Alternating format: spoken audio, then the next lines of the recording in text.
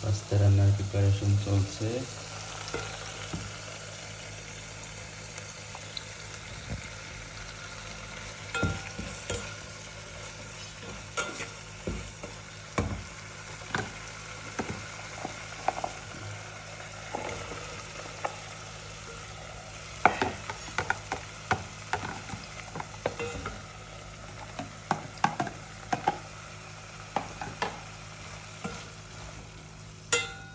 সুন্দর একটা স্মেল বের হয়ে আসছে।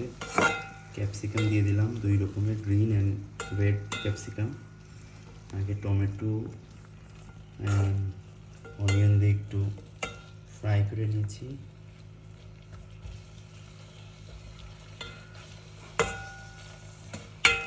পাস্তা রান্নার জন্য আরও অনেক ইনগ্রিডিয়েন্টস অ্যাড করা যেতে পারে, আর ঝটপটের জন্য এটাই সবচেয়ে সহজ। আগে থেকে সিদ্ধ করে রাখা পাস্তাগুলো এখন ঢেলে দিব। এটা একটু কষানো হয়ে গেল, এখন আমরা পাস্তাটা ঢেলে দিব।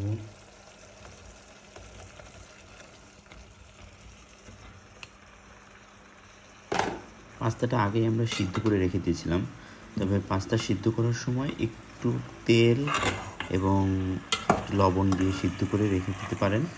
তাহলে পাস্তাটা যখন আপনি রান্না করবেন তখন একটার সাথে একটা লেগে থাকবে না।